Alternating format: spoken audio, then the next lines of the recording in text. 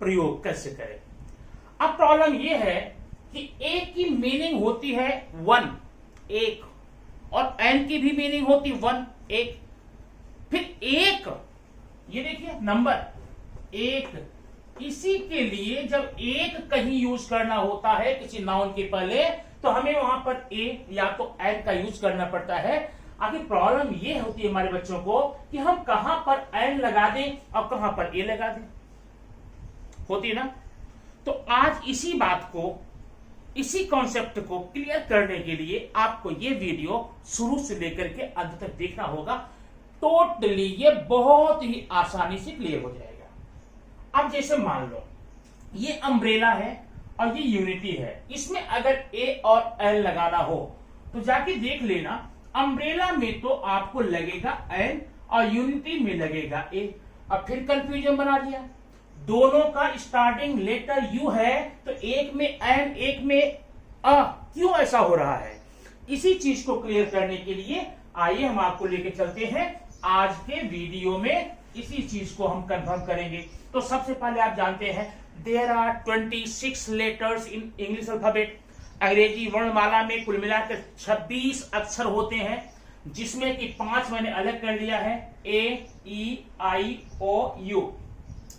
इसको बोलते हैं वॉवेल्स, स्वर, जिसे हिंदी में स्वर बोलते हैं। बाकी जो 21 बचे हुए मैं नहीं लिख रहा हूं, इस 5 के अलावा बी, सी, डी, एफ, जी, एच, जे, के, एल, एम, एन, वो सारे के सारे कॉन्सोनेंट्स होते हैं, मीन्स व्यंजन होते हैं। ठीक है, तो मोस्टली हमारे बच्चों को पता होता है कि जिस अक्षर के, जिस शब्द की शुरुआत में ये 5 स्वर आएंगे वहां पर एक के लिए एन लगा लेंगे, बाकी जहां पर आएंगे वहां पर हम क्या लगाएंगे, अ लगाएंगे।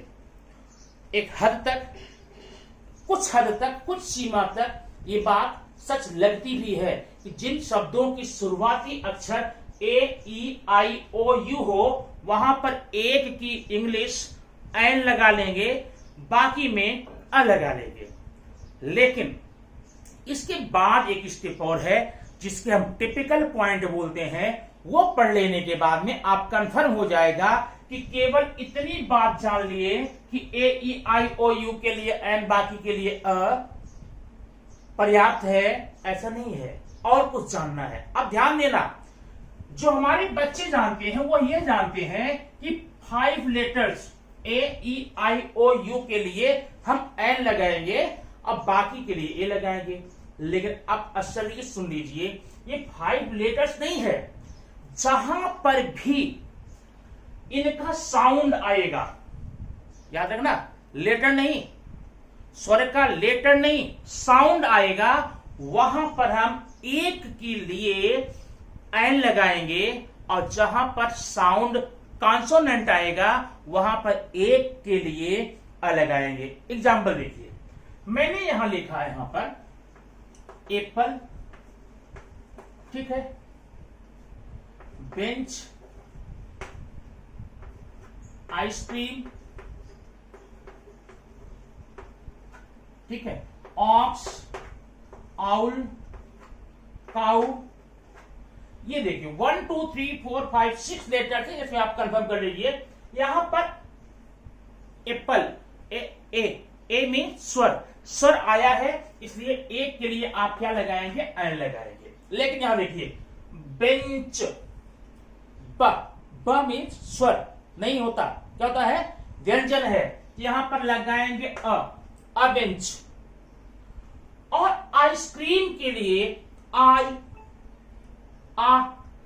देखिए, आ, ई, आ क्या है, स्वर है, वॉवेल्स है, यहां पर क्या लगाएंगे, एन।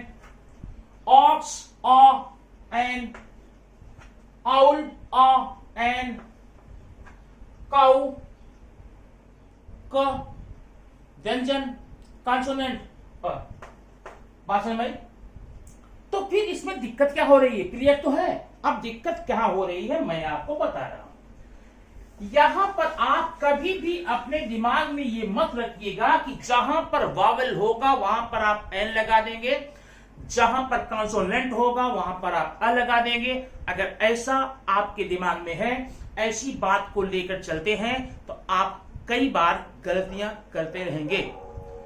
ध्यान ये रखना, यहां पर वावेल में नहीं बोल रहा हूं, जहां पर वावेल का साउंड हो, वावेल का साउंड हो, वावेल नहीं, वावेल का साउंड हो, भले ही कॉन्सोनेंट हो, वहां पर एन लगाएंगे।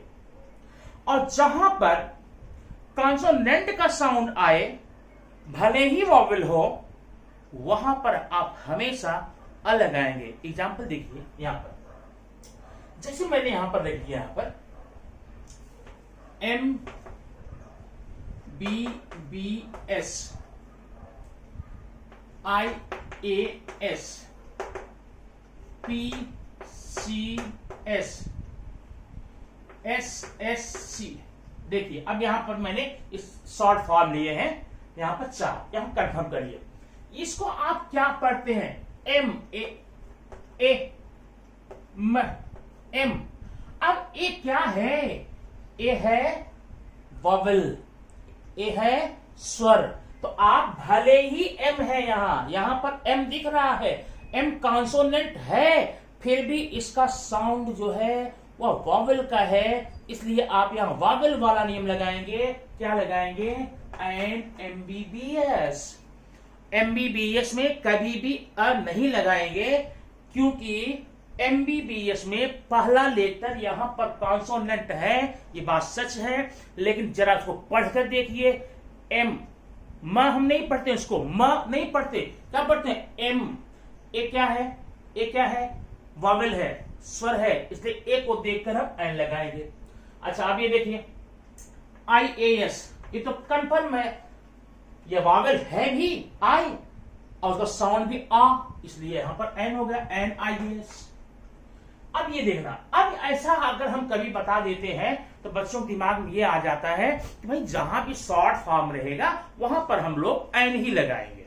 नहीं, ऐसा नहीं है। अब ये देखिए PCS, PCS, प क्या है? प है क्या? व्यंजन, कॉन्सोनेंट, यहां पर क्या लगाएंगे? अ लगाएंगे। अब इसलिए ये भ्रम भी टूट जाना चाहिए कि सारे शॉर्ट फॉर्म में हम लोग एन लगाएंगे। नहीं, शॉर्ट फॉर्म में एन नहीं लगाएंगे। मैंने क्या बोला है? साउंड को देखकर लगाना ए एन। SSC, एस, ये देखिए एस ना, क्या हो जाए? यहां पर एन हो जाएगा। इसका मतलब जहां पर आपको साउंड दिया जाएगा, साउंड लेटर देखकर कभी भी ए एन का यूज मत कीजिएगा, सिर्फ उस लेटर का साउंड क्या है। अगर लेटर का साउंड, किसी अक्षर का साउंड स्वर से शुरू होता है, एन लगाएंगे, और व्यंजन मीन्स कॉन्सोनेंट शुरू होता है, अ लगाएंगे। चलिए आइए देखते हैं एग्जाम्पल। और तो अब एग्जाम्पल आप देखिए, अब यहां पर है यू, यह है अंपायर, ठीक है, यूनियन, यूनिफॉर्म, ठीक है, अम्ब्रेला। अब यहां पर ध्यान देना, यहां पर 4 वर्ड आपको दिख रहे हैं, सब में यू है। यू मीन्स क्या है? वावेल है, तो वावेल है, ऐसा हम लोग उसमें एन लगा लेंगे, ऐसा मत सोचिएगा। अब इसको पढ़िए, अ, यू क्या पढ़ना है? अ, अंपायर, तो अंपायर में अ आ रहा है, व्यंजन है, तो स्वर है, इसलिए क्या लगाएंगे? एन लगा देंगे। और यूनियन, क्या लेना? यूनियन। फिर सोच लो, यूनियन, देखो कैसा है? यूनियन। अब बताइए, यू मीन्स पहला अक्षर यह है ना, और यह क्या है आपका? यह तो कॉन्सोनेंट है। यह क्या है? कॉन्सोनेंट है, वाई सी मिलता ना, व्यंजन है ये। तो आप यह के लिए यहां पर क्या लगाएंगे? अ लगाएंगे। बात समझ में आई? दोनों में यू है, अंपायर में भी यू है, यूनियन में भी यू है, लेकिन अंपायर के लिए हमने एन लगाया है, यूनियन के लिए अ लगाया है। क्यों ऐसा लगाया है? कंफर्म हो गया, क्योंकि इसका उच्चारण, इसका साउंड क्या है? अ है, अ मीन्स स्वर है, स्वर का वावेल है, इसलिए आपने एन लगा दिया। और यहां पर यूनियन, यू क्या है? यू व्यंजन है, कॉन्सोनेंट है, इसलिए आपने यहां पर ए लगा दिया। समझ गए होंगे। अब यूनिफॉर्म में आप समझ गए होंगे, यूनिफॉर्म, यू का उच्चारण क्या हो रहा है? यस है, यूनिफॉर्म, यहां क्या लगाएंगे? अ लगाएंगे। अम्ब्रेला, यू को अ पढ़ रहे हैं, क्या लगाएंगे, एन लगाएंगे। बात समझ आई? इस प्रकार से आप यहां पर कर सकते हैं, ए एन का यूज कर सकते हैं। अब अगला जरा एक और देख लीजिए, यहां पर मैंने लगा दिया आउल, वन आइड मैन, ठीक है। अब देखिए यहां भी ओ है, यहां भी ओ है। यहां पर ओ को आप पढ़ते हैं अ, मीन्स वोवेल, कंसोनेंट, स्वर, और यहां पर ओ को पढ़ते हैं व, वह व्यंजन है और आ स्वर है। तो यहां पर आप लगाएंगे एन आउल, यहां पर लगाएंगे आ। कंफर्म ना? तो कभी भी आप ओ अगर आता है तो आंख बंद करके ये विश्वास मत कीजिए भाई ओ मिल गया हम एन लगा लेंगे। क्यों? ओ का साउंड देखिए, ओ का उच्चारण देखिए। अगर ओ का उच्चारण अ से होता है, अ जैसे यहां पर है अ, तो यह स्वर है, आप यहां पे क्या लगाएंगे, एन लगाएंगे। अगर ओ का उच्चारण क्या होता है, वह होता है, वह मीन्स कॉन्सोनेंट है, यहां पर आप ए लगाएंगे। कंफर्म ना? कुछ बातें और देख लीजिए, आपका क्लियर हो जाएगा। अब ये देखिए मैंने यहां पर लिखा ऑनेस्ट, ठीक है, क्या है, ऑनेस्ट, और यहां लिखा नॉलेज। अब यहां पर देखिए पहला अक्षर ये एच जो है, इसको हम हॉनेस्ट नहीं पढ़ रहे हैं, इसको ऑनेस्ट पढ़ रहे हैं। मीन्स एच साइलेंट है, तो साइलेंट होने पर क्या लगाएं, अब साइलेंट के बाद आने वाला साउंड देखेंगे, आ स्वर, बबल, तो क्या लगाएंगे, एन।